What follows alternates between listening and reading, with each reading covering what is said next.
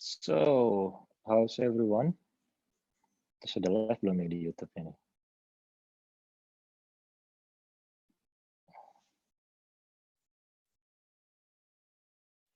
Mm, mm, mm.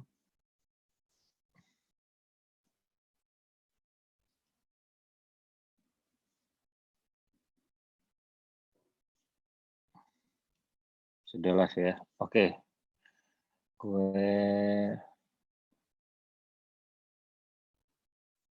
Oke. Selamat malam semuanya. Kita ketemu pada bosan nggak sih lu ketemu gue mulu? Biasa gue akan nunggu dulu. Yang pertama-tama awal-awal nih bakal yang say hello, bakal nanyain masalah Sarah. Jadi kita tunggu dulu. Ya, buat yang pasti yang bakal nanya Mbak Sarah kemana, Mbak Sarahnya ada di atas ya. Jadi gue udah tahu kalian pasti yang bukan sulap pasti akan nanyain Mbak Sarah. Tuh, bener kan? Nggak perlu jadi pesulap, saya pasti tahu. Pasti nanyain Mbak Sarah. Mbak Sarahnya mana? Seperti kebanyakan orang Indonesia, yang nggak ada pasti dicariin. Kalau misalnya saya sendiri, ditanyain Mbak Sarah nongol, yang ditanyain Wisnu. Kalau misalnya Wisnu yang live, tanyain Demian yang mana, Sarahnya mana. Kalau misalnya saya mau Wisnu, tanyain, ya gitulah pokoknya, standar. Jadi hari ini, buat pesulap-pesulap terutama, hari ini kita akan ngebahas masalah ada 3 tema di sini yang sebenarnya kayak 2 sih lebih utamanya, kenyataan sedih gitu dalam dunia sulap. Makanya gue bilang the saddest truth, sad truth. Jadi banyak yang mungkin sulap nggak tahu kalau ketika lo sudah memilih menjadi seorang magician atau professional magician tuh sebenarnya ada hal yang menyedihkan yang mungkin kalian nggak tahu atau nggak paham. Sama kedua yang perlu dibahas itu adalah kalau misalkan kita berandai-andai aja, ternyata corona ini bertahan sampai kira-kira setahun ke depan. Terus pada mau ngapain? Terutama yang profesional magician ya, yang mengaku dirinya bekerja profesional sebagai pesulap, lu pada mau ngapain? Mau kerja apa? Lu gimana? Lu mau cari makan dari mana gitu. Especially juga yang sudah yang sudah berkeluarga, lu mau hidup dari mana gitu. Nggak ada event, mau ngapain? Gitu kan. Jadi pertanyaan itu. Jadi mungkin kalian belum mikirin, tapi ketika pada saat sudah berjalan baru yang, oh iya juga ya. Terus gue abis ini mau ngapain ya kalau misalnya kayak gini terus ya? Kan bakal nggak ada event. Kita bicara yang paling simpel aja. Sholat tarawih aja sudah mulai di beberapa tempat, contohnya di tempat gue udah beberapa kali tidak diadakan gitu kan. Terus ada juga yang sholat Jumat juga sudah ditiadakan. Sementara beribadah di rumah, sudah ada kebijakan pemerintah. Itu yang paling penting loh, maksudnya kita bicara dari segi agama, kita bicara dari segi sembahyang. Ke gereja juga nggak boleh.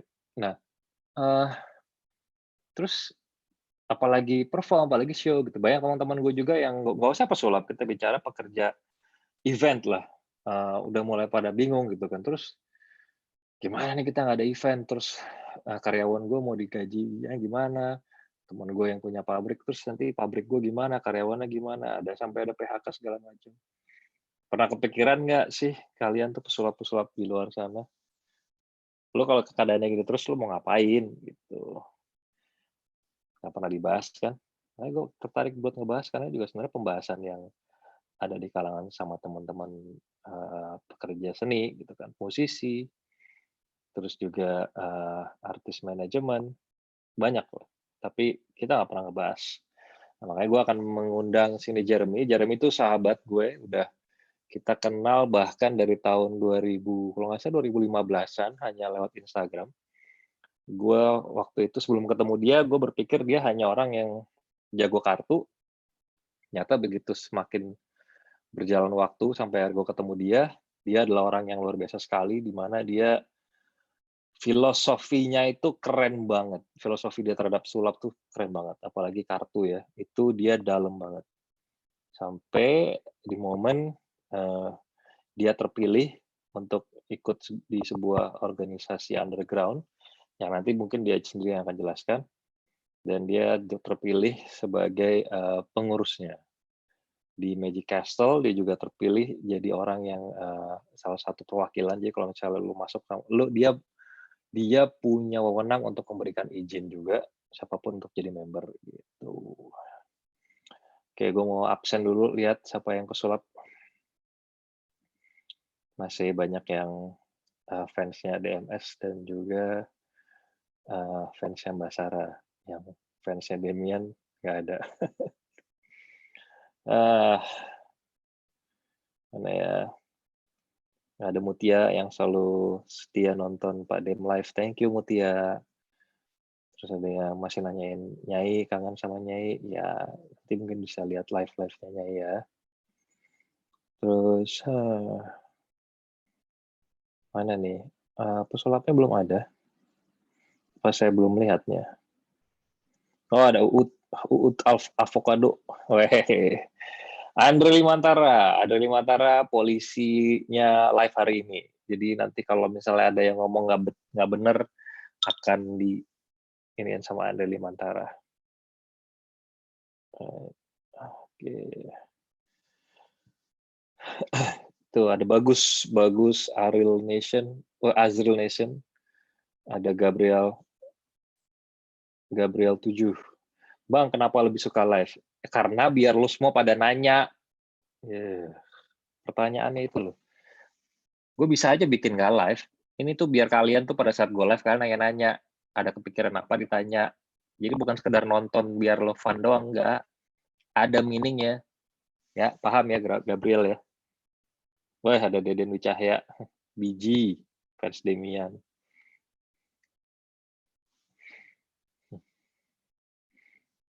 Oke, kita langsung undang aja ya. Sebentar lagi kalian akan masuk ke area berbahasa Inggris. Jadi kalau misalnya nggak bisa bahasa Inggris, mohon maaf, ya. Tapi itu salahnya kenapa nggak belajar bahasa Inggris. Karena semua, terutama pesulap. Karena semua ilmu sulap, mayoritas 95% itu berbahasa Inggris.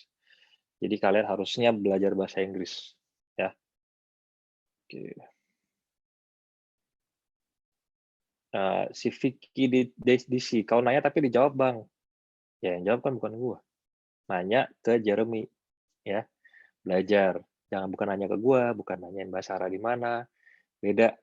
Bukan nanyain puasa atau enggak segala macam, nanya sesuai dengan tema. Gua akan bacain, pasti gue baca kalau nanyanya sesuai dengan tema, ya.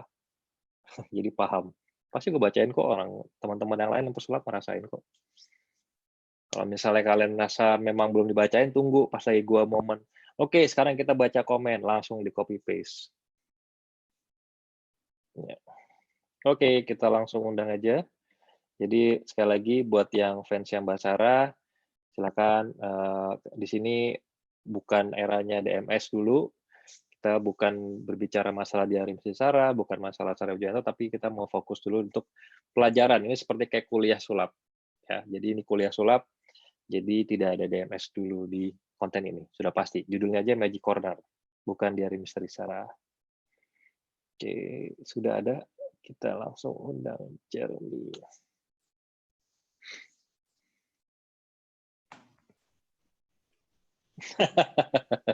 Hey, buddy. How you doing? Hey, bro. I'm good. Well, same old same in the last couple of month, like 1.5 months. Yeah, somewhere around there. Yeah, something Yeah. obscene. Yeah. Not much different, only like my house, Yeah, my room, no. my office. Okay, so yeah, basically everything's normal like it used to be not but 2 months ago. Okay, yeah, no, sure. Yeah, everything is normal, just like weekend. Yeah, there you go. Yeah. Sure. But this time the weekend is like almost every day. Same every single day. Yeah, you're not getting away from it. Like you may like the weekend, but now you gotta love the weekend. Like that's gotta be.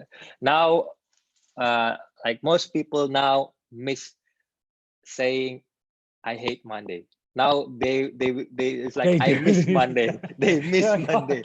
I just want Monday. Give me Monday. Give me Monday. Yeah. All those parents who are homeschooling are just like, please. Let me out. Let me out. That's I want to work. Yeah. So everyone, here's Jeremy Griffith. Is a best friend of mine in Magic. We knew each other through Instagram, and we chat. We had like talks, And then the first time I met him in person in 2007 when I was joining the AGT. That's And since then, for me, he's like a very brilliant person. Oh, And then, okay. you inspired me a lot, especially your philosophy in magic. And for those of you who think that you are hearing this in English, but when you hear Jeremy, there's a time that you will like, I don't know what he's saying, because your English is probably like really too good. Sometimes you're using words that I didn't understand. Got it. It come from dictionary, so I don't understand. I only understand the the slang word and then the Oh, ordinary.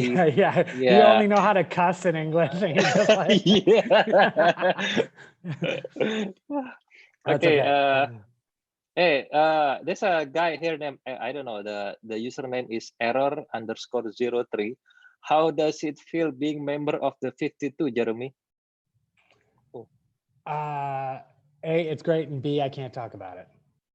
Oh. Yeah. He cannot talk about the 52. Yeah, I'm because sorry. it's supposed to be secret. I wish I could be one of them.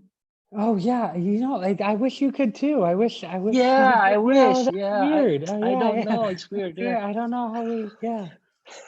That's a pretty great story in itself. But sorry, error. Maybe you yeah, if can only you could just. there's like 52. Yeah, I wish I could be one of them. Yeah. Oh God, dang. Oh well. I missed a chance. Yeah. Yeah. So oh wow. Okay. So yeah, he doesn't allow to say it because it's supposed to be a secret member and secret society. So no, it's very secret. Yeah, no one knows duper, who's. yeah. It's very secret. Yeah, No, right, yeah. no one knows who's in it. No, yeah, right. Yeah, we all got it on that finger so that way we could go like that to anyone who was asking about it. That's what that is. Yeah, right. It's so funny. It's secret, but we posted that about the tattoo. It's everywhere. Yeah, that's the thing. Yeah, it's an empty safe. We're guarding an empty safe. That's what it is.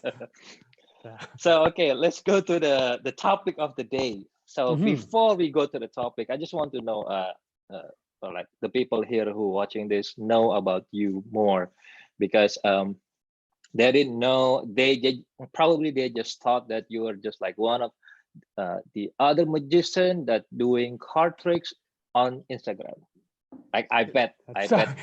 So far, that's about right. Yeah. I mean, but they don't know that you are back then that you were joining the Magic Castle and you are auditioning for Magic Castle, and then you had your chance becoming professional, and then you quit.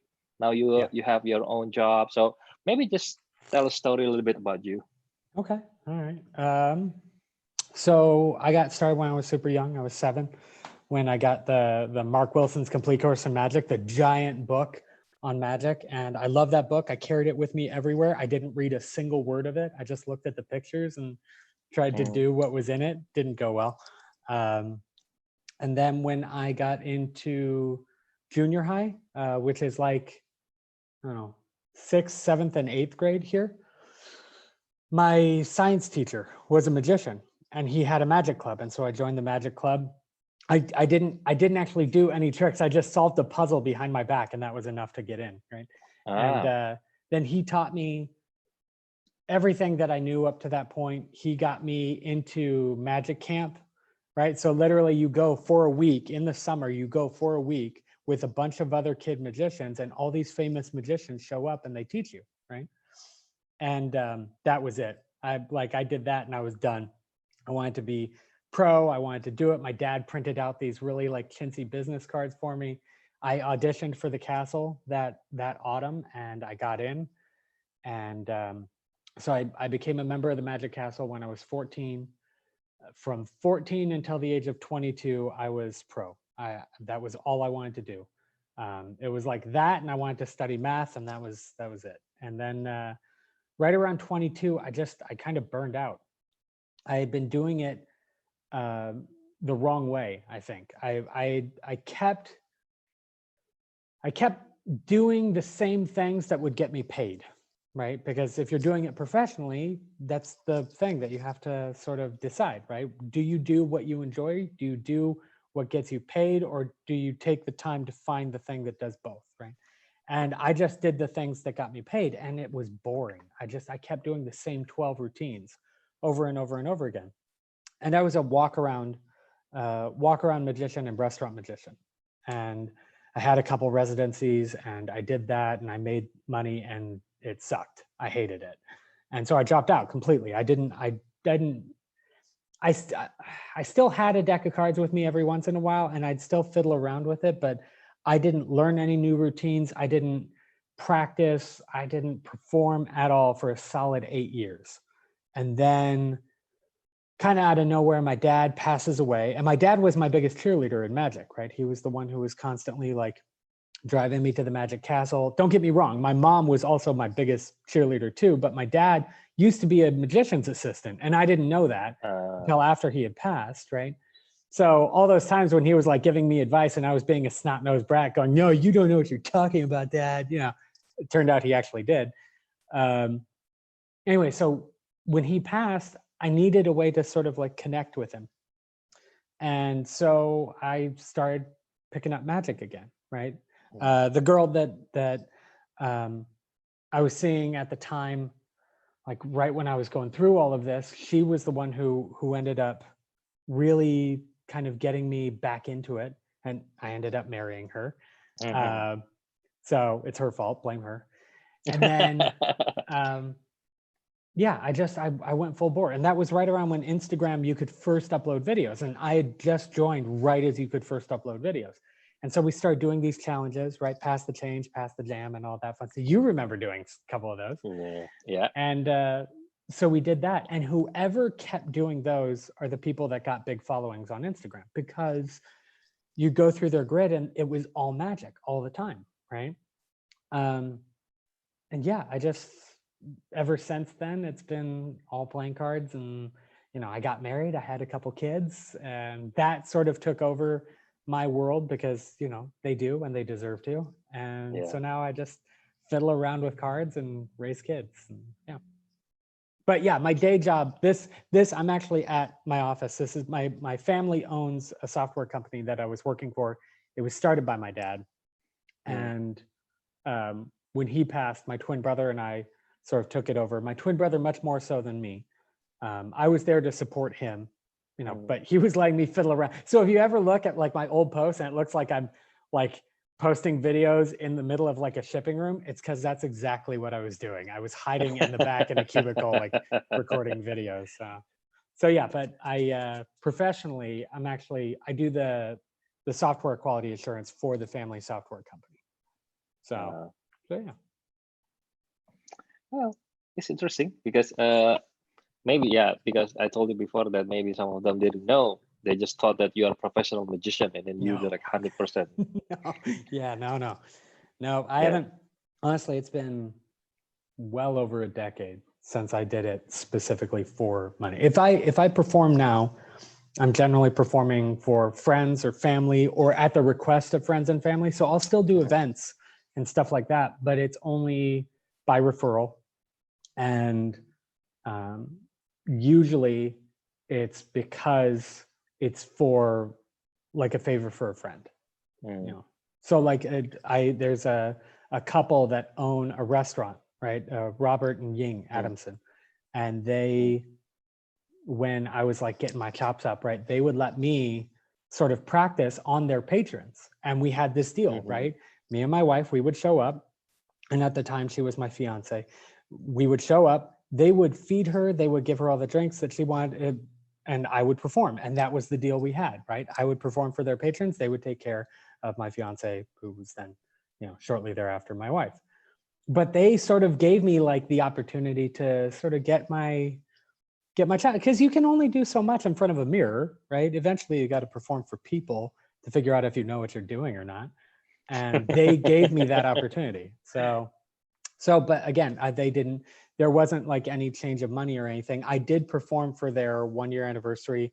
And then I did perform for a party for them recently at their new restaurant. But other than that, it's basically doing it on Instagram or, you know, just having fun with it. I don't know.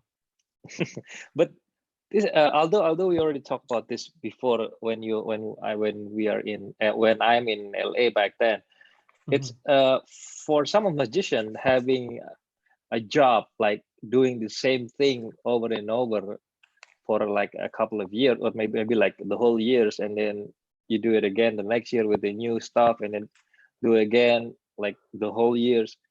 It's kind of like that's what we want, but then again, you was like, this is not fun. Why? Yeah, I that's mean, true. why? Yeah, I know. Why, Jeremy? Why? It's because I'm an impetuous teenager. That's why. I need to constantly be entertained. That's really no. I think it's I can do the stuff that's over and over and over again, right? It's not that I can't.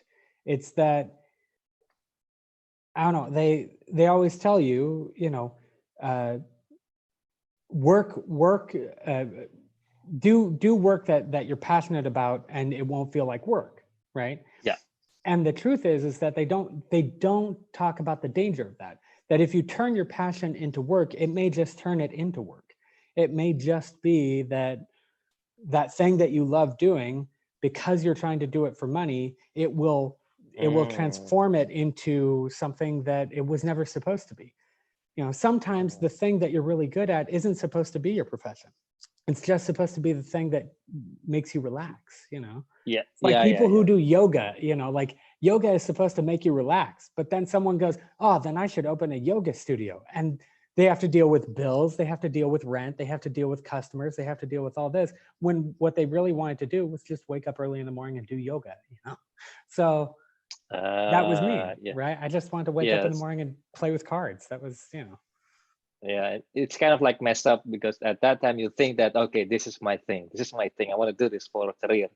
Yeah. And suddenly, like, no, I don't really like it. I don't like this. It sucks. Yeah. Okay. So and then it's kind of interesting also when we met, and then we had a talk, and I think it's like more than it's just like 4 hours. Like we have a long talk. Also, we have we driving from LA to Vegas for like 4 hours. Yeah. You and Sarah were stuck with me in that car. Seriously, I had to like hide under a veil because it got really hot. Really hot. It was like 105 outside or something like that. Yeah. But yeah, I remember that was the year Chris Ramsey was going to ride with us, and he's like, we're not going to fit. He's a big dude. We're not going to fit. So he took his own car. So anyway, yeah. So and then we talked, and then I realized that you are a very humble guy and a very nice guy. And suddenly it turns out like a little bit different when I saw you, when someone is we talk about this in the phone, when you had like conversation and you had like head to head with someone that didn't have the same perspective like you, and then he trying to encounter you, and he's like, oh wait, wait, this is not like what happened, and you just like being a different guy. Now you are just like not to defend your own, but there's a Jeremy that I didn't know before. Like Sarah wants to say hi. Oh, Sarah. Sini. Where are you? Apa nih? Dia nanyain sini. She's not coming over. Hey, I know you. Hi, Sarah. How are you? Oh, there we go. How are you? I'm doing good. How are you? I'm okay. Yeah. Just a little bit putting up with bored. him. Yeah. She was bored with every day with me. Oh, poor guy. But yeah, we're okay. We're still lucky because there are so many people who are less fortunate than us, like. Yeah, that's true. That's true. And you guys, I know you're in lockdown, but from what I hear, you guys are doing a great job of taking care of each other and generating content. It's still working. I don't know how you guys pull that off, but Yeah, it's really cool. we I'm have glad you to guys make are saying. this brain work. I mean, like Yeah, work yeah. If it does, because yeah, it's like kids in summer, like when they go back to school and they don't know like how to write their name anymore. Like that's yeah. kind of where I'm at. I'm just trying to figure out how to keep writing my name. That's yeah. Yeah. Uh, Okay, talk all to right. you later, Jeremy. All right, my Bye. dear. I'll catch you soon. All right, bye. So where we at before? Yeah. So I mean, you're when it comes to the art itself, you don't hesitate to like defend it. Yeah, that's true. That's yeah. If I think I have very, very strong opinions that have been formed over like 30 years in magic, and some of it in the outside world, some of it inside magic. And I don't like it when it's attacked either from the outside or from the inside.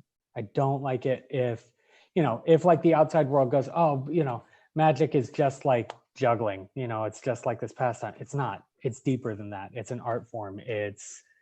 Yes, it can be a pastime, but it can also be profound. It can make you laugh. It can make you cry. It would be like saying acting is just like juggling. They're not even close, right? And then when it's attacked from the inside, when people get so caught up in magic that they lose perspective of what normal human beings experience, I think that becomes a problem too. When they forget, we're already terrible at being muggles, right? We're already terrible at trying to think like lay people, right? Once you know the secrets, so I describe it like reading, right? When you're a little kid, right, you learn letters, and then those letters, you see them everywhere. They'll never just be squiggles again. Now they're letters, right? And then when you learn to read, all those words will never just be squiggles. They'll never just be letters. Now they'll be words. Now they're ideas. You can never look, after learning to read, you can never look at a sentence and not see the words. That's the way it is with magic, right? Once you learn the inside of magic, you lose the ability to look at magic without somehow thinking about the method. Yes. Right. So it's gonna be like accidentally you will think like there's like 100%, like only, although it's only like 1%, that thought is still have there when you saw like magic, and then it's like, and there's like, oh, I'm going to enjoy this as a layman. Yeah. There's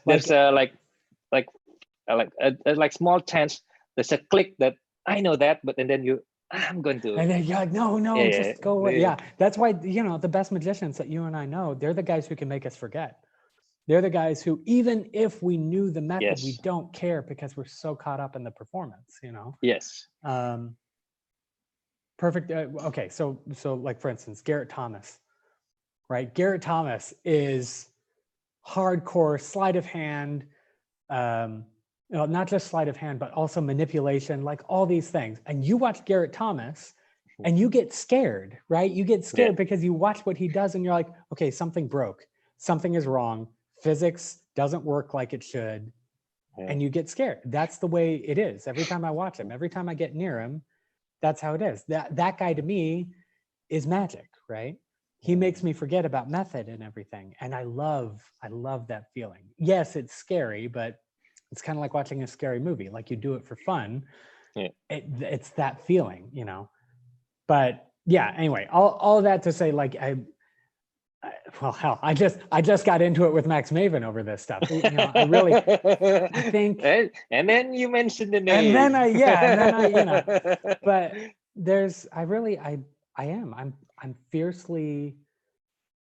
I'll fiercely defend magic from either side. I don't want to see it get lost or be downgraded because people can't appreciate it from the inside. And I don't want to see it turn into something that it's not. It was never meant to be this super deep, dark, secret thing that you keep away from everyone and shadow and shade it. It's supposed to be performed. It's supposed to be brought to light. It's supposed to be shared. So anyway, there you go. There's my sermon. That's it. For those of you who doesn't understand what we are saying, there's an interview and Jeremy was in it, and there's like a lot of like I'm very like all the performer there. I was like a top hat. I just gave top hat because I learned from their books. I learned from their DVDs back then. And then I'm so honored. It's like I still remember the first text I sent you was like, "Damn man, you were so lucky to have like share to be in the same frame with them." all those guys. And Yeah, then I remember that. and then you were like, "It sucks, bro." Blah, blah. And it's like, what the hell? What's Yeah, I happening? know And then, that was my fault. That was no. I kind of picked a fight. That was on me. That was No. So because from my point of view, I think you are like 100% correct, because I mean there's nothing wrong with your opinion, because in that, and if I'm mistaken, in that conversation you are talking about the magic business in after the corona, and then what happened after that, and then is it going to be a live shows again, or we're going to become like the more to digital world? right. And then suddenly it came to Instagram, and then Max said that he doesn't. I think the real magic is not that kind of way, and then Right. he thought that magic could be dead because of there's gonna be like no stage show, no one will come to the theater because of this corona. Yeah. Is it correct me if I'm Yeah, wrong? I And mean, then you essentially, like, yeah, his main argument was that digital media is not an adequate platform, as far as I understood it, that digital media is not an adequate platform for sharing magic.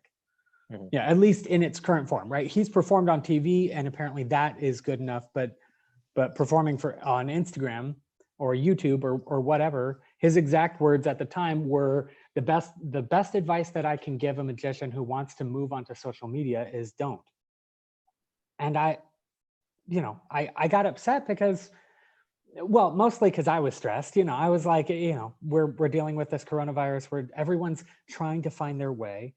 Yeah. And to have someone who is so is held in such high regard in the magic world say something like that, to be so dismissive of it, yeah, I got upset. I couldn't, and my version of, you've seen me upset, like my upset looks like a normal person's like, like I generally don't dig in that much, but so I asked him, I was like, what do you have to say that would provide people hope? Because that doesn't, what do you say to someone who had a theater show and now no longer has a theater show, who doesn't have a job, who can't pay their bills any other way but to move on to the digital platform? Because guess what? Like, whether you wanted to or not, we're here. We've arrived. Like, the argument is settled. It's this or nothing. Yes. And then I think, if I'm mistaken, David Williamson also tell the story that his agent is canceling the whole year of his tour, right? Mm-hmm. I mean, when in your case, I mean, what the thing that you said before, that person exists, and it's also in the same Zoom room. That's right. David Williamson, he's there. He got canceled. I mean, it's not just like what about this? No, it's reality right now we're dealing with. Yeah. Like I don't have any TV show right now, and then they have to cut like the concept because they don't agree with we about the social distancing and whatever it is. So they have to cut it. So they don't want it, and I have to cancel my tour. The Grandmaster of Magic, it's supposed to be next June. They have to cancel it.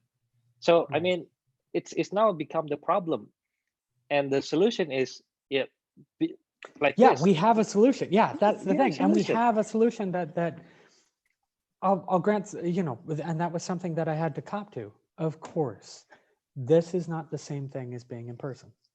Right? You and I having this conversation while we have dinner is different than having it over Zoom, right? Performing for someone through YouTube or doing it through Zoom or whatever is, yes, of course, different than performing live. But if this is your only option, then why would you begrudge someone the opportunity to figure that out? And that's the thing. I think that was the... And it's saying, no, it doesn't work. I know. But did you know that I saw Eric Jones post just I don't know, like recently. So he did it's like a magic shows to like some of families. Oh yeah. Through Zoom. Zoom. Yeah. I mean, you did it with Anna de Guzman and everyone. Yeah. I mean, man, probably that is the next thing when this kind of things is still like probably like 6 or 1 year it's happening like this until next year, probably, hopefully not, but Right. maybe that's the solution. Maybe that's the thing. This is We still don't, all very new. We don't know. You yeah, know, we like just started everyone all in the world this still company. confused. Yeah, Yeah, everyone I in the mean, world still confused to figure out how we can get through this by digital world, because we cannot be connected like we were before when we Right. can like met each other, but it's different now. Now it's everyone, like everyone else in the world's problem. We need solution rather than no, Well, and no, that's okay. no. So before I go slamming these guys, let me make it okay. So like the two guys, right? Max Maven. That's the other thing is Max Maven is not the guy to ask about social media because he doesn't do any of it on social media. From So our obviously his perspective, opinion yeah. is either A, I don't want to, or B, you shouldn't. Right? Yeah. Those are the only two things I can think of why someone isn't on there. Either A, they're not interested in doing it, or B, they actively don't want to be on it, right? But then the other one, right? R. Paul Wilson. R. Paul Wilson, not a huge fan of performing magic online, right? But the thing is that I felt like he provided a strong enough reason because for him it's out of a sense of respect for the art, right? Which I can absolutely get behind, right? He doesn't want people reading someone else's material and then performing it and doing it badly, doing it disrespectfully, stealing it, doing it in a way. And there are so many opportunities to do that online, right? Yeah. And there's opportunities to replay it, right? It's all the stuff that you and I talk about where, you know, do you do it on the first take and then throw it up there? Or do you do it 60 times until it's absolutely perfect? Yes. Right. And I'm the guy who says do it 60 times because they can replay it 100 times. Yeah. Right. And it's different rules online, right? Someone could take your video, slow it down and go frame by frame, and then they could do a whole YouTube video explaining what you did. And there's no one to stop them from doing that. Agreed. Right? In which case, R. Paul Wilson is absolutely right. That sucks. That's not a cool thing to do. And the only way that we can police that is by all of the magicians going, hey, that's not cool. And that's it. That's where it ends, you know, we'll block them, you know. But I also look at the opportunity, right? Like, for instance, there's some kid in Jaipur borrowing, you know, his big brother's phone on shady internet from the restaurant across the street, and he's just dying to learn. And he's using a deck of cards that's been in his family for the past 5 years, and it's missing stuff. And he's dedicated, and the only way that he can learn is by watching tutorials on YouTube. That kid deserves a chance. Yeah, agree. And any argument that you're going to make otherwise comes from a point of privilege. Right? Right now, I'm talking to you in an air-conditioned office on a freaking, you know, $1,000 computer with headphones and everything. And you and I get to do this whenever we feel like it. And not everyone gets that choice. Right? Yeah. I have all kinds of fancy cards that I get to use. Not everyone gets that choice. Right? So whenever people make that argument of like magic should be held secret and it should be kept in this deep, dark cave and you should only get to do it after you've climbed this high mountain and, you know, brought offerings to this monk. Like, no, if you can buy a book and learn magic secrets, it's not a secret anymore. Like it doesn't, and anyone who makes the argument of, well, you shouldn't do it for free, they're making my argument for me. Because they're saying, oh, well, you should only give away magic if someone's going to pay you for it. Well, now you're the guy who says you're a mercenary. You're making the mercenary argument. Well, you know, what I've produced has value and people should have to pay for that value. That argument I understand. But someone saying, well, people should only learn magic if they're willing to pay for it. Some people aren't given that option. Some people don't get that choice. In which case, what you're saying is, if you were born into circumstances where you don't get that choice, then you don't deserve it. No. You know? So, it's not fair. Yeah. So if you want a deep, dark truth about some of the stuff that goes on in the magic world, that's it right there. That one. Only some. Yeah. Well, and that's, again, I'm not making the argument against anyone who would want to defend the art form. R. Paul Wilson was trying to defend the art form. Even Max Maven was trying to defend the art form. Just, I'm going to make the argument that we are currently in a state where defending the art form in that way, by protecting it from social media, that argument got done a long time ago. That argument got done 10 years ago when YouTube showed up. You know, Magic moved on to social media. It's here. It's already here. Now the question is, how do you do it well? How do you do it respectfully? How do you do it in a way that honors the work that's been put in? Yeah, that obviously we can have that discussion. But saying, oh, Magic shouldn't be on social media, that it's settled. It's here. You know, welcome to the new world. So yeah, because well, I'm agree with you, because there's always like it or not, and although like we, like some of magicians doesn't agree with that, it's happening. I mean, the internet era, and then the now we are dealing with the TikTok era. Yeah. So everyone go instance and then doing magic like less meaningful. Yeah. So yeah, and it's hard. Like it's what will keep people's attention, keep them swiping, keep them clicking likes, and yeah, that's a dangerous side. You know. Yeah. So and it's like, if we are putting ourselves like in the Max Maven shoes, so it's like we are now talking about TikTok. So probably out there's a magician saying that doing magic. Yeah, we're the old guys. We're the old guys. Yeah. Right. So it's kind of the same thing, but then again, the time has changed. Now people may be liking that kind of like very fast magic. I don't know. But then again, for me, the solution is we have to evolve. Yeah. We have to evolve, because like it or not, the surrounding will change.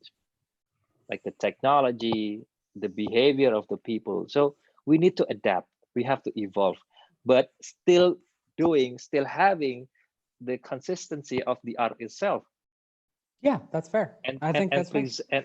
And preserve that what is supposed to be secret, but doing it in the different way with the upgrade technology or the upgrade era. We don't know what's going to happen next, but how we do it in the terms that we're doing it right now, but with a different device or different apps, different, I don't know what different platform, different platform. Yeah.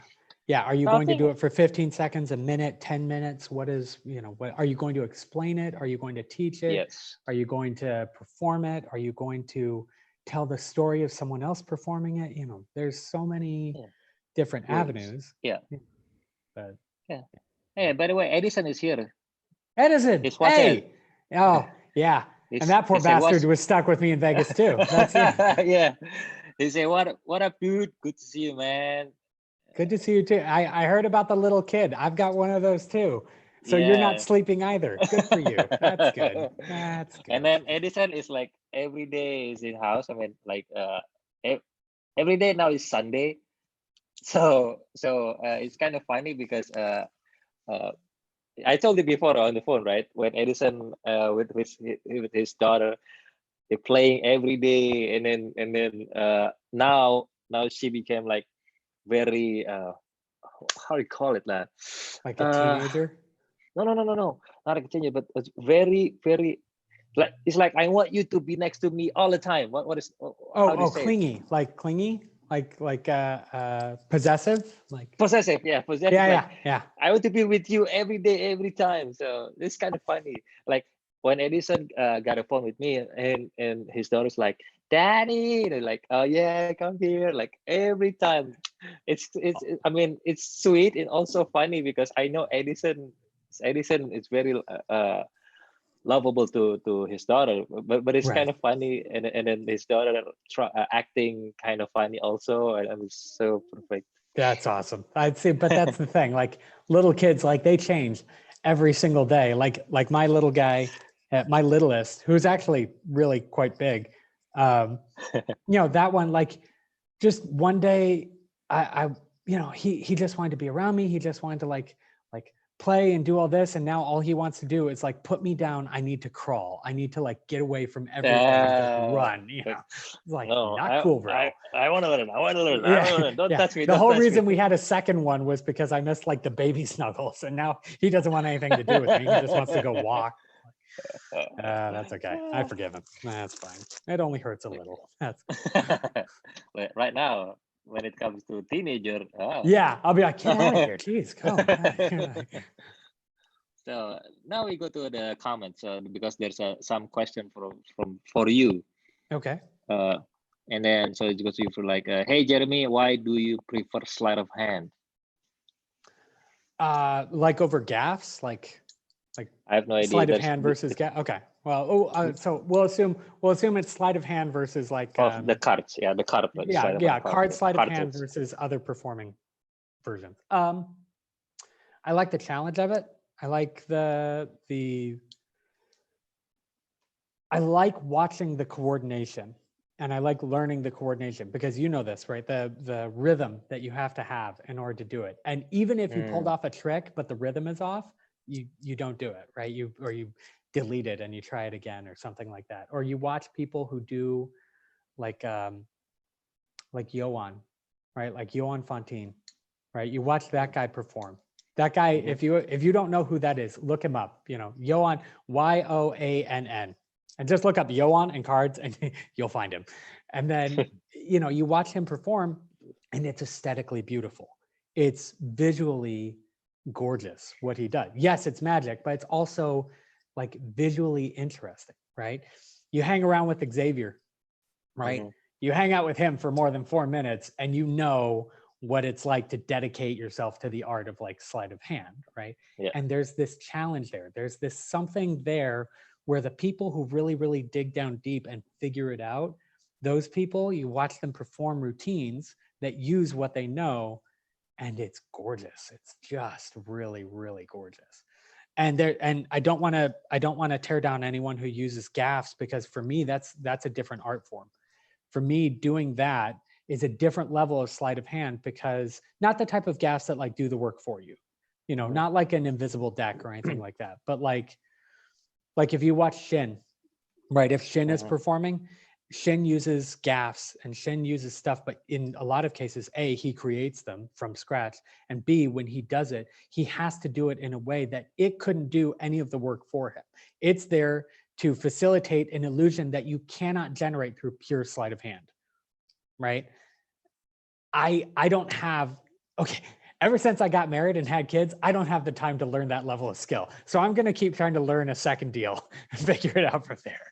But I love watching the guys who palm and transfer and do all these crazy controls and do like you watch a couple of old school sleight of hand guys like God, why does his name escape me? There's a Scottish magician. Because it's too early for you there. It is, yeah. It's like it hasn't. We're not even at 8 o'clock yet. And then you haven't get your coffee. I know. Yeah, that's why I keep. Yeah, everyone's. I'm sucking to sound like. No, I love watching those guys who chase what's possible with just a deck of cards in your hands. You know, I really respect the guys who do it with coins, but like I said, I had to pick a direction. Right? I had to pick a focus because I only had a limited amount of time that I had to work with. So if I could just do it with a deck of cards that I could buy at, you know, the pharmacy, then it was done. You know, just buy a deck of cards and then learn routines where all you need is a deck of cards. And I always was fascinated by that idea that if you were a professional and all you needed was a deck of cards, how cool would that be? You know? Yeah, not like me. Oh yeah, I know. Well, but also you have TV shows and went on AGT and all that. So there's only so much I get to brag about. It's like, I've got a couple followers on Instagram. It's like so it happened also with me and Romy Rafael. So Romy Rafael is a famous hypnotist in the country. So we like to joke around because when he performed, he only used mics, like only one microphone. Really? And yeah, because he tried to like giving suggestion to people, and then when they come to their trance, and then he can control it because he do the hypnosis. Okay. So and then every time and we have in the same show, and he was like, and I was like, oh, Yeah. because I have like a lot of You've props got big there. props and like, yeah, you've got a team following you and shit's on fire and you're just It was like, just like, yeah. I was like, Yeah, just like, yeah, like screw you. It's like, I know. Okay. So and isn't it, you know Krishnapati Bayu? Yeah. So yeah, he's say hello. Hey, Yeah, he bud. say How hello. are you? Yeah, he say, Chris how with a are K, you? yeah? Yeah, K Krishnapati Yeah. Bayu. He's a good cards also. Yeah, he's a badass. Yeah. That's Yeah. And Andre Limantara is my best friend of mine. Is doing coin, and he's become the police here. oh yeah, he's monitoring. Yes. Okay. all right, Yeah, mine. So if there's someone who's not a comment in the not Is its useful. place, so it's Yeah, like, yeah, right. Yeah, he goes after him. He finds where they live. Yeah, got it. Okay. So there's another wait, back topic. Oh yeah, and then there's a guy say Faldi, he asked, where did you get the name Los Angeles? So it's not what people think. I didn't name myself after the city Los Angeles. My if you take my baptismal and my confirmation name, I'm a Catholic, right? So and I converted when I was an adult. So I took the names Michael and Gabriel for baptism and confirmation. So if you shorten that, it's just Angelus. That's the Latin word for angel, right? And at the time when I started Instagram, that was right when my dad passed, and I was just kind of I was legitimately lost. I didn't know what I was doing. You know, when your dad passes, it's a different thing than having other relatives pass, because like for boys, dad is like the example. And I figured, you know, once you're an adult, you sort of set your own example, but I didn't realize how many things I was leaning on him for, you know, to try to figure out, like professionally, personally, you know, it occurred to me he wasn't going to be there for my marriage. He wasn't going to get to meet my kids. And so it was just, I was trying to find my way, and I felt lost. So it was kind of on a lark. I took that name, Lost_Angeles, because it just, that's where I was. That's, you know. So yeah, and you know that like every email that I have has the word Angelus somewhere in that. That's why. So and then only after that did someone go, oh yeah, the last one's just Jeremy Griffith. Yeah, I know. It's because it's easier to spell. It's just, you know, but then afterwards, everyone's like, oh yeah, like Los Angeles. I was like, yeah, that's totally what I meant to do. That's no, that was on accident. And then afterwards, I was like, oh yeah, I guess it's kind of like that. So then that sort of became the story of what the name was. So yeah, that's the question. So now we go to the topic, back to the topic again. So that yeah, I think now it's like most of the magicians here are like, now they are all magicians. So we good to go. Hardcore. Okay, all right, good. Yeah. So lay people, cover your ears. So and then last night we had a conversation, and then I told that I want to talk about the saddest truth about magic. Are you ready? Are you ready, everyone? Are you ready? Yeah. Ooh, yeah. It's kind of like it realized me also, because unconsciously I'm doing it, because you know, TV and then my shows, like my we call it like off-air show. So TV is on air, like my off-air show and on-air show is kind of different kind of thing. And also when we say that you only declare yourself as a professional when it comes to clients, there's a thing that maybe you don't want to do it, but you have to do it because, hey, you're professional. Right. And then last night you said, you know what, that's a sad story about magic. And I was like, okay, I want to brought up on the surface for our next conversation. And then okay. What, me? I'll go. Okay. Say it. Yeah, say it. Say it. Okay. All right. Saddest truth. I think the sad truth is that a lot of people think that they have to be pro, and they don't realize what they're giving up when they do that. You know, there are a number of choices that you have to make. Assume that you treat magic as a profession, that means that you are the CEO and president of a business, right?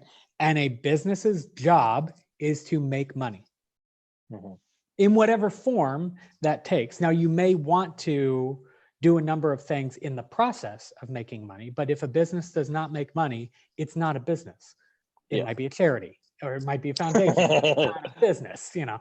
So assume you want to be professional, right? One of the first choices that you're going to have to make is what does your business provide, right? You have to have a set of products, right? You have to have a product or a service, and it has to be consistent. It has to be something that people who come to you as your customer know what they're getting. You can't just say, oh, I'm going to mystify you. You know, you have to be able to say, I can do this, I can do this, I can do this. And at the end, you will get this for the money that you give me. Okay, so you establish a set of products, but that also means that you have to deliver on that set of products. And very rarely are you able to step outside of that set of products, like what I ran into. I was performing the same 12 things because A, that's what got me paid, and B, that's what played well for where I was. When you're doing walk around magic, you don't have time for a 10-minute routine. You have time for maybe 2, possibly 3 short routines. And that was what I did, right? Over and over and over and over again. And if someone comes to you and says, I have this beautiful routine that will make people cry with ecstasy, you don't have the time to invest in it because you need routines that play to your audience, right? And if you're a professional and you're doing this professionally, that's the other thing is time, right? The time that you dedicate has to have a return. If you set it up correctly, it means that you'll have spare time to learn the things that you want to do. But when you're first starting out, you're grinding and you're trying to get clients and you're trying to get revenue and you're trying to spend your money well so that way, and when you're buying routines, right, you could spend $1,000 trying to buy routines that play well or trying to buy the props that will do the things that get you paid. But whatever you spend, money or time, has to have that return because you are a business, right?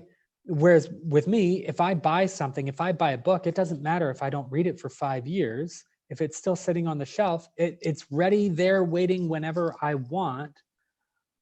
And that's sort of the sad truth, is that by becoming professional, you gain the respect. That's the other thing, is that there is a respect to being a professional magician that an amateur doesn't have, right? Because they have to perform for people live, right? They have to do it under fire. They have to do what they do in the presence of people who could out them. They could say, you fake, you know, I caught you. And there's a different level of respect if you can perform for those people. And at the end they go, wow, that was really good, right?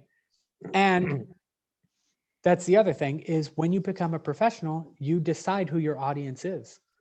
Right? There are 3 different types of audiences, right? There is the audience that is paying to see what you do, in which case you definitely have to at least provide enough value for whatever they paid for the ticket, right? Someone pays $50 to sit in a theater to watch you perform. They need to feel like they got $50 worth plus 2 hours of their life worth of entertainment. That's just the bargain, right? And you better deliver that and more, because otherwise it's just an even exchange. Then there are the people who just are coming to watch you perform just haphazardly, right? Like the people that I perform for, they maybe don't even know that I'm a magician, and they aren't paying any money to see me do what I do. In which case, if I deliver value, great. If I don't, no harm, no foul, because they weren't really expecting it anyway. So there's an easier exchange, right? And then there's magicians. And that's really my main audience, right? I perform for other magicians. And this is the dangerous part, is that when you're a professional, you have a stronger perspective because the people who are being entertained are people outside the magic world. And more importantly, they are people who are eager to see what magic looks like to the person performing. So you really got to be on your toes, right? You really got to know what you're doing in order to give those people what they deserve, right? If they're looking for magic and they have actively shelled out money to experience magic, you as the professional must deliver, not just because they paid money, but also because you have an obligation, right? You're part of this art form, and you now have to respect the art form enough to deliver it in a way that makes it worthwhile for the people watching it. If I perform for magicians, I'm evaluated in a completely different way, right? They're looking at my handling, they're looking at my technique, they're looking at my rhythms, they're looking at how well did I do the routine paired with the music, right? If it's social media magicians, right? How well did he fit meaningful magic into 1 minute? Or, you know, if you're a YouTube magician, right? How many likes did he get from other magicians, right? What's the comments? What do the comments look like, right? You can always tell the difference between a performing social media magician and a magician who performs for other magicians by the comments, right? Because the comments for the social media magician, whoa, that was amazing, right? Or the magician who performs for magicians, wow, that was incredible technique, right? So the sad truth is that you have to make sacrifices if you're going to be a professional. But those sacrifices do mean that if you make them well, you have earned the respect, right? It loops back around, right? When you walked in, right? When we went to Vegas, when you walked in, you got a different level of respect than I do because I perform for other magicians. So everyone in the magic crowd like goes, oh, Jeremy Griffith, right? Los Angeles, we know each other, right? I've watched you perform, right? I've liked a lot of your material. We've messaged each other. So I got that kind of respect. You got the respect of like lay people who are like, aren't you on AGT? Can I take a picture with you? Oh my God, right? And everyone freaked out, rightfully so, because you spent all your time performing for real people. And you had to give and you had to make sacrifices, right? You had to figure out what would play on TV because there's a bunch of stuff that I know you do that doesn't perform well on TV, right? You and I were having this conversation with Drummond, right? When we were at coffee. A lot of the people who make all these snide comments to performing magicians like you are card magicians. Like it's not, they're sitting there fiddling with cards in a room, right? They're not having to perform for hundreds of people, or they don't have contracts. They don't have to deal with, does this performance work on camera? And will the person shooting here switch to that camera, which is the wrong angle? How do I fix my entire routine to do it both theater and stuff that I don't have to think about, right? I just have one camera pointed at me, there's some music playing, that's it, right? So even though it's a sad truth, the truth is that if you're willing to make the sacrifice well, and you're willing to do so in an educated and respectful fashion, and you're willing to treat it like what it is, like a business, if you can do that well, I think the hopeful truth at the end is you will have earned not only the respect of your peers, but the respect of people who have come to see you. The people who come to see David Copperfield come to see what it looks like to have, where are we talking, like 50 years of magic invested into a single performance, right? And yeah, there are some times where it looks like he's going through the motions, but the truth is that guy's been doing that show over and over and over again like, for 20 years. So like, you may be like, oh my God, that car is floating. I was like, yep, car's floating. But there's a cart, oh shit, we're in that part of the show. Oh damn it, but that's, the truth is the guy's nearly a billionaire from investing 50 years in magic. Like that guy gets to do whatever the hell he wants. I don't care if he could sleep actively on stage, and I don't care because that guy still does amazing things, right? It's 50 years invested into the performance of magic, right? That's why when I got into that argument with Max Maven, there's only so far I can take that argument, right? Because with him, it's 60 years, right? 60 years of actively performing for people that I can't speak to. The second he goes, this is what it's like to perform for live audiences, I have to shut the hell up. I got to shut the hell. When R. Paul Wilson talks about the respect of magic, I got to shut the hell up. I've got 30 years in it, but that's not 30 years of publishing routines. That's not 30 years of actively trying to teach people how to do the hardest stuff respectfully, well, learn. So when I made all those arguments, I was making it from basically, even at nearly 37, I'm still the young upstart among that crew, right? But I'm the young upstart who's hoping to like bring that respect to social media, right? Trying to bring it onto this platform. So Anyway, before I trail off on that, the sad truth is you're going to have to make sacrifices. I wasn't willing to anymore, right? I became an amateur on purpose because I wasn't willing to make those sacrifices. I hated treating magic like a business. I hated having to do the trade-off.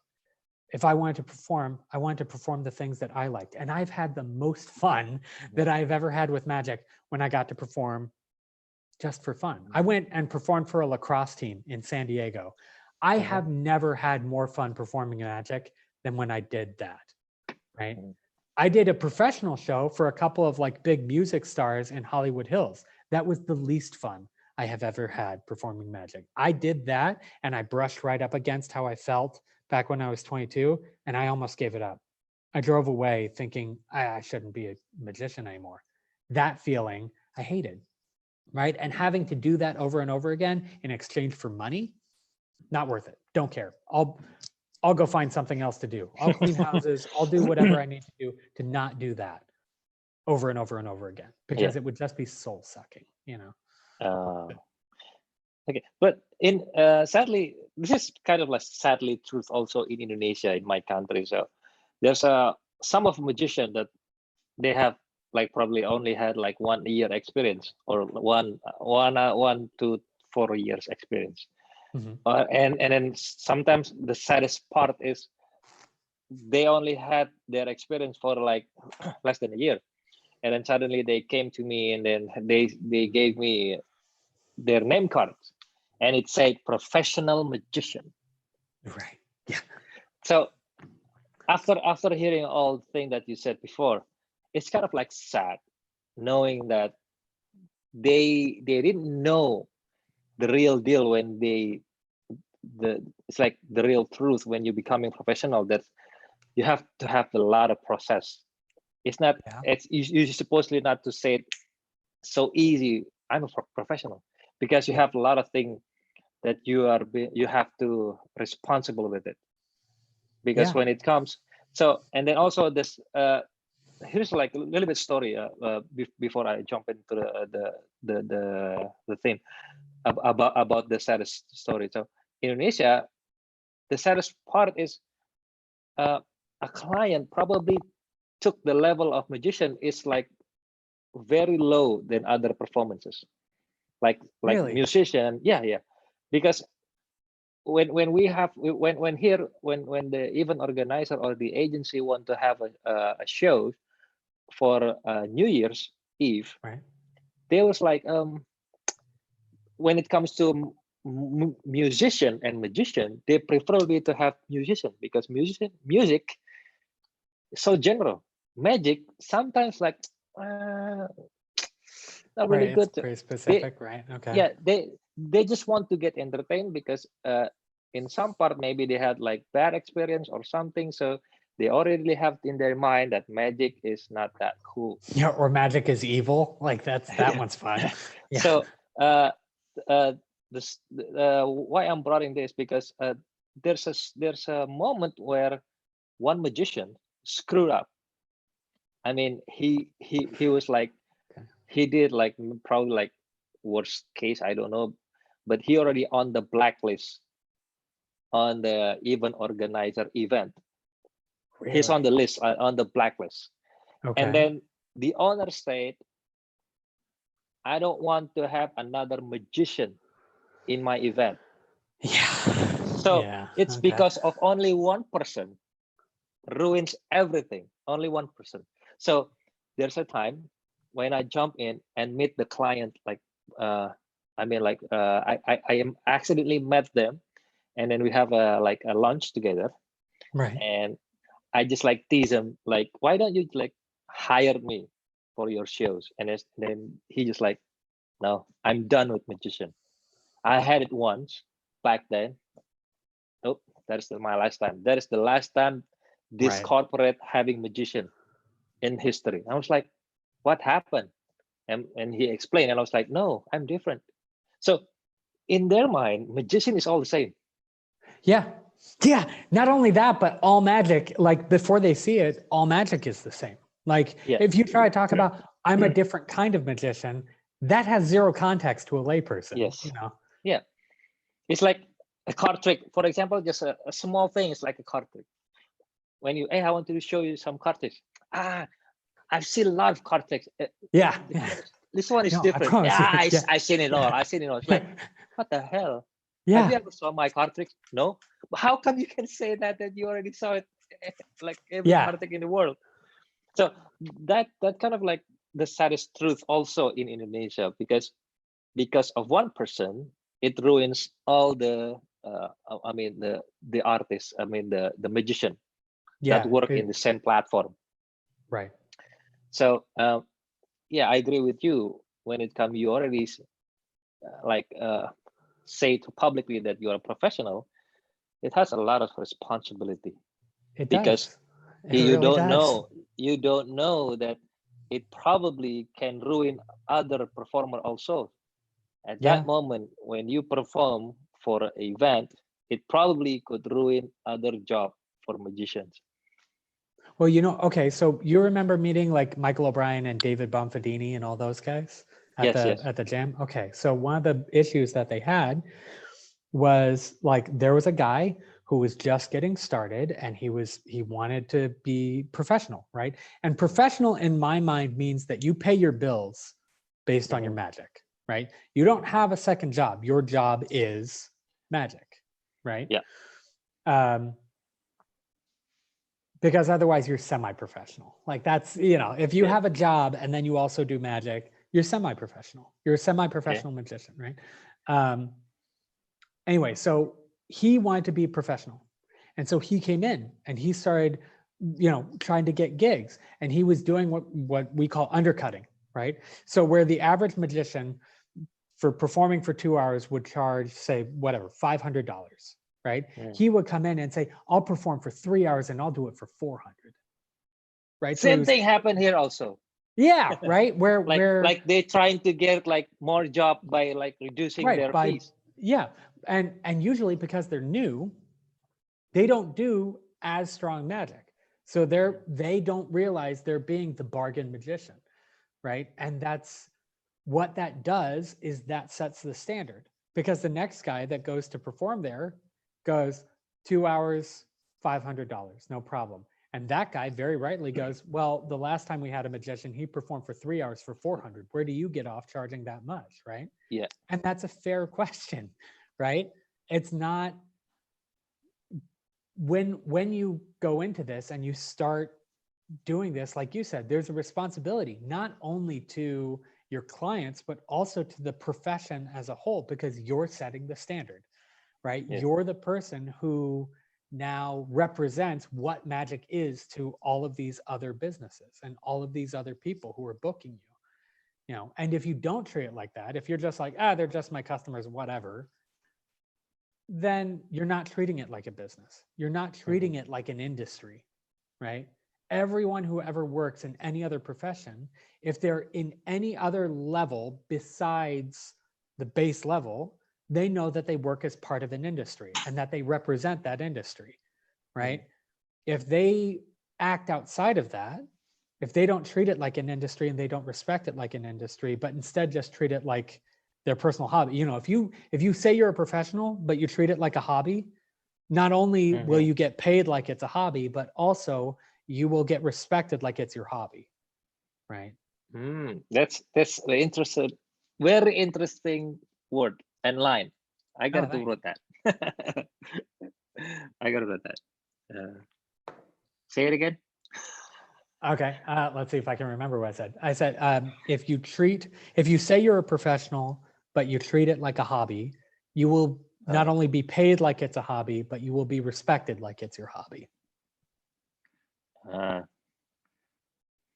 But that's true of everyone, right? Like if you ever meet a musician, right, and that musician is a professional musician, right, and then you watch them perform and you can tell they still need the practice, then they lose the respect because, and on two counts, right? They lose the respect of being a professional, but they also lose the respect of the person that they tried to dupe into thinking that they're a professional, right? Because now not only are you not a professional, you're a liar, right? Like, you're not what you say you are, right? if I say I'm a professional anything, right? If I say I'm a professional unicycle rider and I have to like constantly balance and everything, like I'm not a professional. Like, you know, there's a certain level of prowess and there's a certain level of education and a certain level of dedication that you expect from someone who calls themselves a professional. If you go in and you're anything less than that, you need to stop saying you're a professional. What you could do is go to them and say, listen, I'm trying to become a professional, but the only way I can do that is with experience. Mm-hmm. Would you be willing to give me the experience? I'm willing to have you pay me less, right? I'm willing to accept less than I would normally charge if I were a professional, but that's because I need the experience. See, now when the next person comes up who is an active professional magician, they, oh, that's my twin riding by on a one wheel. Anyway, if they come in and they're a professional, now the person says, oh yeah, I had a magician. He was trying to become a professional. I paid him a little less. Obviously you charge more because you have more experience. See, now you're respecting the profession of magic. So yeah. There's my sermon. That's it. Yeah. So that's I'm probably I'm going to translate it to Indonesia because some of people here, not some of them, like a few of them, said that please could you say it in Bahasa about what you're saying before the say professional, and you treat it like you say you're professional, but you treat it like as a hobby. Like I'm going to translate. Yeah, I'm going to translate in Bahasa. So jadi ini bagus banget sih sebenarnya omongannya si Jeremy. Dia bilang kalau misalnya kita menganggap diri kita sebagai seorang profesional, tapi kita memperlakukan diri kita atau memperlihatkan pada saat kita perform itu seperti kayak hobi, ya maka lo akan dihargai sama orang yang layaknya seperti hobi. Kalau misalnya lo menganggap diri lo profesional, berlakulah seperti profesional. Dengan begitu lo akan dapatkan respect seperti profesional. Kalau misalnya lo ngakunya profesional, tapi kayak berlagaknya masih mainnya jelek, berantakan, packagingnya juga nggak bagus, maka orang akan lihat lo, ini bohong nih, you're a liar, so lu bohong, lo ini nggak profesional, lu cuma hobi doang, tapi kebetulan lo ngaku-ngaku aja. Ya akhirnya juga dapat respect yang sama dari klien, ya lu akan dihargai dengan mungkin harga yang murah atau apapun itu seperti layaknya kayak lo hobi. Tapi ketika lo sudah mempackage semua segala sesuatu profesional, orang akan menganggap seperti profesional. Contohnya yang paling the simplest, so I'm going to say this to you also. So the simplest thing I did before I'm, well, probably like in the first 2 years when I become professional. Before, I always carried all my stuff inside like a cabinet, plastic cabinet. Okay. That's before I claim myself as a professional. But when I declare that, okay, from now on I'm a professional magician. Mm-hmm. So I made like a hard case with my logo on it. Right. So it's just like two different things, right? Right. The client will see like, oh, he's very professional. Yeah. Yeah, because there's that image, right? Like you have advertising. Yes. Businesses have advertising. They have marketing. Yes. And there's a part of that, right? Like how you dress. What do you wear to a meeting, right? What do you? How you smell or how you look. Take a shower. Your nails and everything. So I mean, that's only the package. I mean, the outside. We're not talking about the magic. It's only the package. That's the thing. They're separate things, right? Like these are all the things that come with a business, right? That it requires marketing, it requires accounting, it requires, business development. It requires that you have to get on the phone and talk with potential clients. Yes. All of these things that an amateur does not have to worry about. I ain't got to take a shower. Nothing. I don't got to do hair. That's why I shaved it. I don't got to deal with any of that. I have to make this like every day. You have to. I know you like your hair was always like pristine and perfect, even in 105-degree weather. You got to tell me your secrets, but no, but it's a very professional stuff. Yeah. Oh yeah. I know it's always in your eyes. It's just Yeah. I mean, we're just talking here about the detail, not the magic itself. But when it comes to magic, when you already told them that you're a professional, it's supposed to look like, you have to look like it's a professional. Like you have the like proper lighting, proper sounds, and proper crews, and proper package.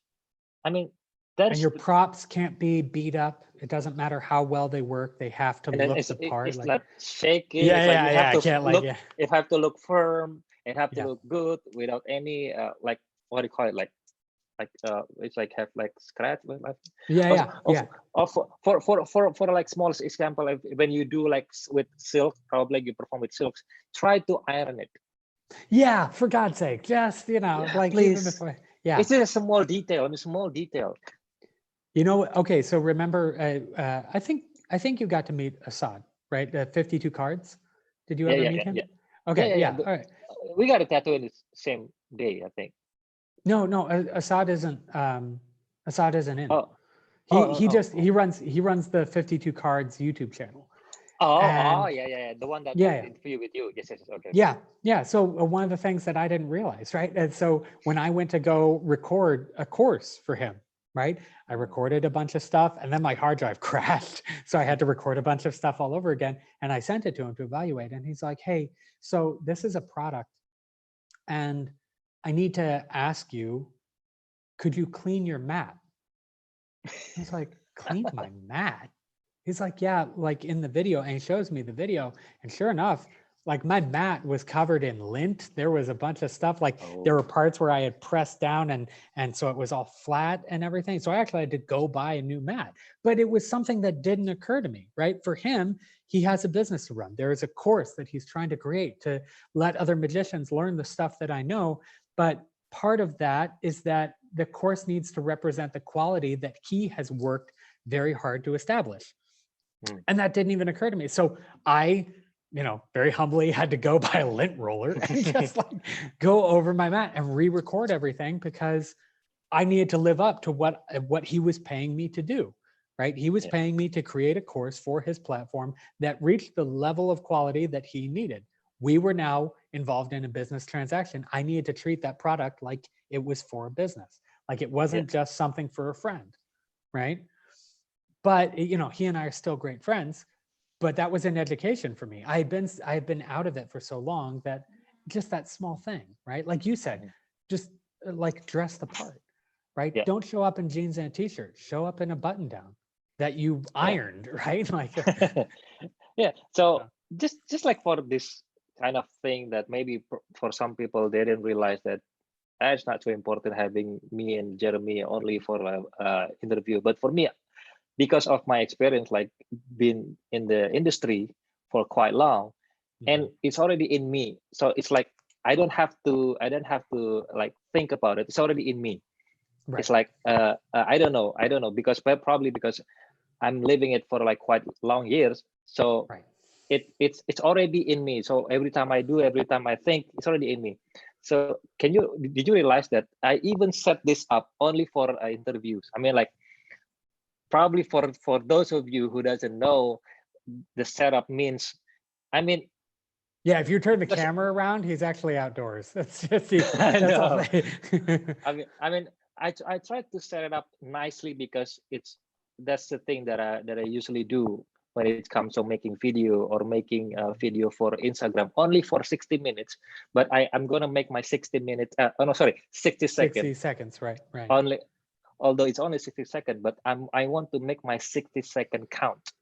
Right. Like I want, like the thing that you said before about cleaning the mat and everything. That's the thing that I did. Like every props. Like I even cut my nails before I made a video. I even have to like take a shower Do your first. hair? Yeah, right. Yeah. That's again, So, if you just shave it, you don't have to worry about that. yeah, it's true. So I mean, it was like it's the sacrifice that you have to deal with it when you already pronounce yourself as a professional magician. So it's not just a word, professional. It's not just a word, but it's responsibility when you have that words in you, right? Yeah, that you carry the weight of every other performer out there because you represent them, whether you want to or not. Like that's the thing is this. You don't get a choice. The second you call yourself a professional, you now bear that responsibility. You just do. And if you don't respect it, if you don't act as though it is a business and a profession and an industry that you represent, then A, you probably won't be that successful. Or B, even if you are, you will lose the respect of your peers and in many cases your customers and your clients because you don't treat it like a profession, right? You're not consistent. You know who I actually probably respect the most are the amateurs who treat it like a profession, right? The guys who, even though they're not getting paid for it, they still like it's still in them. They still like when they film, right? They film in 4K. They've got beautiful lighting and everything because they want to produce quality content for the sake of quality, right? Yes. Those guys, I got to respect it because they just want to do the best job that they can, whether someone's paying them or not. You know, just like for instance, we know probably like we both know the Danny Goldsmith. Yeah. I mean, we probably he's fit in the criteria, the thing that you said right now. Before he was like just a amateur, probably. I mean, for those who doesn't know him, probably like, oh, you're just another magician. But he really doing it like so good, and then he got like eye from a bit illusionist or illusionist, yeah. And then now he's become like one of the professional. Yeah. Because we like me personally, I saw him at probably like at first like 10 of his video. I already thought that this guy is very professional, right? Because he treated his magic, his coins, and his packaging. Well, those are the people that become professional very easily. You know, they transfer into the profession very easily because they're already doing the necessary things to like produce quality content and stuff. But even in that case, right, they are marketing to other magicians. Illusionist doesn't sell products to lay people. They sell products to other magicians, right? Yeah. I think it's an even tougher jump for people who are amateurs, who treat it professionally, who maybe aren't even looking to perform for people at like, well, okay, like what you did for me, right? How many times did you ask me to be on a TV show? And I was like, well, that's a level of quality that I needed to dedicate time and travel and a number of other things that like when the baby was first about to be born, you know, you and I had a very serious conversation about that, about how I couldn't give what you deserved in that situation. I couldn't be there all the time. I couldn't do all that. Same thing with Drummond, right? When Drummond and I had a meeting and we had talked about, you know, linking up professionally, I didn't have the dedication level that he was going to need in order to produce the level of quality. So there's a humility too that you're going to have to accept. If you decide that you're not going to be a professional, even if you have professional opportunities, you may have to turn them down because you either don't have the capability or aren't willing to put in what is necessary in order to carry that weight, in order to like, you know, like with Demian has a reputation for his level of performances that if I'm coming in and if I'm involved in them at all, I have to be willing to give the same level of dedication, the same level of quality, the same level of professionalism. And, you know, I can't show up to Indonesia and just sit there twiddling my thumbs and like, oh, can you get me a Coke? Like that's not going to work. Like I would need to be there 6 a.m. with him, reviewing everything, looking over the lighting. How would it work? And those discussions would have to happen over the course of months, you know? And so I had just had a baby. It wasn't going to happen. I wasn't getting sleep. That wasn't, you know. So, you know, stuff like that, it really, that's the only thing. If anyone listening to this conversation pulls anything out of it, it's that you get what you put into it, right? If you treat it like a hobby, you will have a hobby, and it may be a beautiful hobby. If you treat it like you're an amateur, you'll be treated like an amateur, right? It doesn't matter how good you are. Like I'd like to think I know what I'm doing with a deck of cards, but the truth is if I ever went to go do this professionally again, I'd be starting from scratch because I don't have a business tied behind it, right?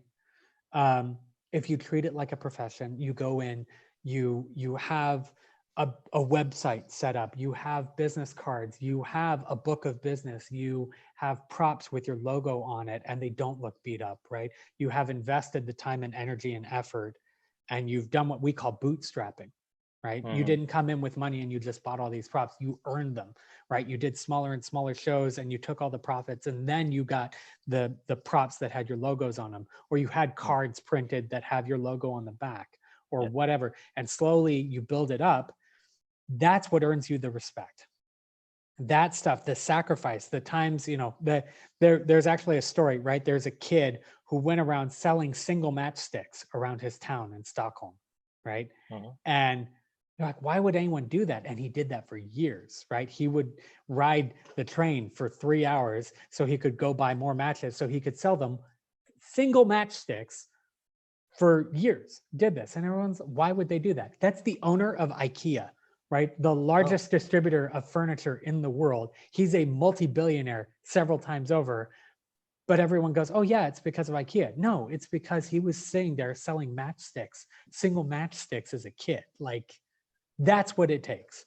Profession, that's what it takes.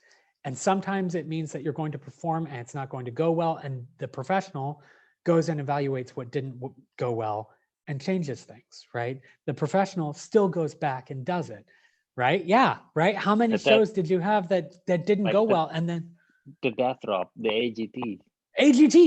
Live TV, right? I was there for that. I was actually there. Me and my wife were sitting in the audience when that happened, right? How did you handle it? I remember there were still people talking to you afterwards because you didn't go, fuck it, I'm done. That's it, I'm out, right? You sat there and you're like, okay, how can we do it better? I remember the conversation that we had, like not but a week after, and you're like, okay, how can we do it again? How can we fix this? How can we make the prop so that it doesn't fail on stage? How can we make it so that it's safe? How can we make it so that, and then again, it happened again, right? Yeah. Out of nowhere, and it's like this massive accident. More screwed than the first. Yeah, Yeah, it was worse. it was worse. Edison, right? Edison's in the hospital. But did you guys give up? Fucking Edison showed up and he still wanted to know how to do it better. Like, that is a professional. Like, even when you got kicked in the nuts, like that was a hard hit and you still came back, which is why you're still a badass, which is why you still have a show. Even when coronavirus hits and you don't have a theater show, you still found a way to generate content, provide value, still keep in contact with all your customers. That's professional. So when some kid comes at me and says, hands me a business card, I'm a professional magician. Like, you got a while to go. You do. Yeah. It's not because you got paid once for a show. Yeah. That's because that's the line where we normally keep it, right? If you got paid at all for magic, you're a professional. No, a professional treats it like a business, Yes. All that coming from an amateur. That is great. Let's just No. But that's great. Professional that treats magic is like a business. That is professional. Because yes, it does. I mean, I really think everything, about how to sell, how to make it look good, how to package myself, and how to do it differently. I mean, all the stuff.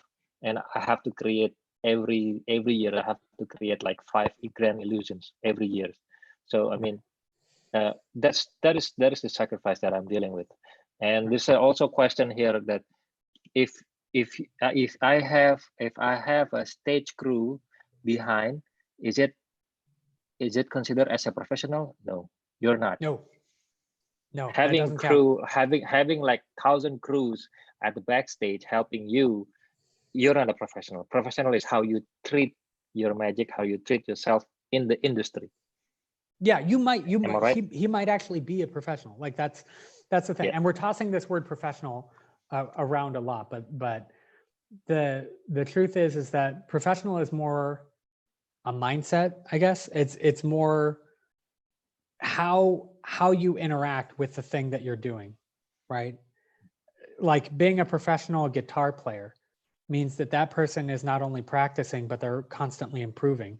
They're asking, how can I package this in a way that my customers can easily access it, right? With magicians, right? We have the same thing, right? How can I package my magic in a way that my customers can easily choose what it is that they want to see? How can I make it appropriate, right? What do I offer?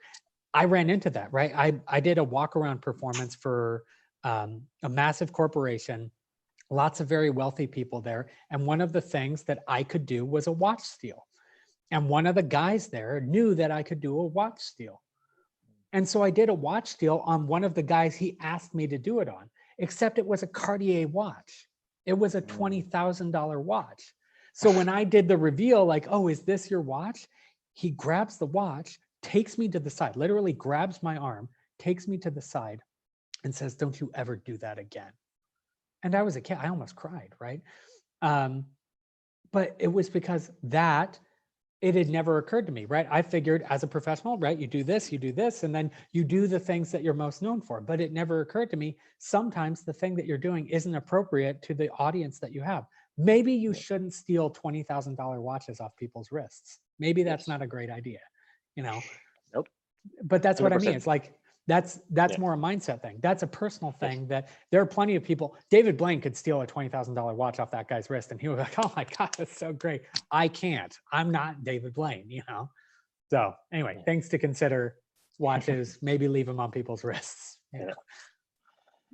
So yeah, I think that's all, because we can go like days talking about this. Yeah, like, we could be at this a while. Yeah, sorry about that, and people. Sarah already have a appointment like 11, like in the 50 minutes from now. He already have like appointment, have a conversation with one of the psychic in the if I'm mistaken, in New York. Oh, so okay. I have to switch with her. So that's maybe okay. we should do this some other time.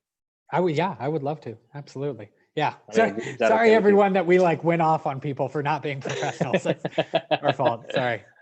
No, anyway. I mean, thank you so much. But we definitely gonna catch for this like some other time, because it's very interesting kind of topic. Some of magicians think that they are professional, but they don't.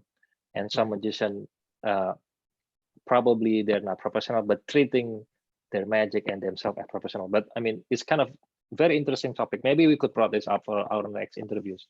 That would be great. Yeah, absolutely. And thank you so much for your time. Like wake up 6 a.m. Like I called you 6 a.m. in the morning. Like, you hey, did, yeah. Get your butt up and then go to your office. Like I'm trying to keep my baby asleep. Yeah, get on it. Just get on it. But thank you so much. But we're definitely gonna have to do this again some other time. Okay. Of course, brother. All right, I'll chat with you soon. Yeah. Again, thank you so much for the guys. You probably can say say bye bye and everything to all of this. Yeah, thank you guys so much for watching. Thank you for the time. Again, sorry if we went off on the professional thing for a lot. Thank you guys so much for joining us. It was a pleasure to have you. Okay, thank you semuanya udah join ya. Okay, bye Jeremy. Okay. I'll text you after this. Okay, bye bye. Love you, brother. Bye. Love you, brother. Bye. Bye.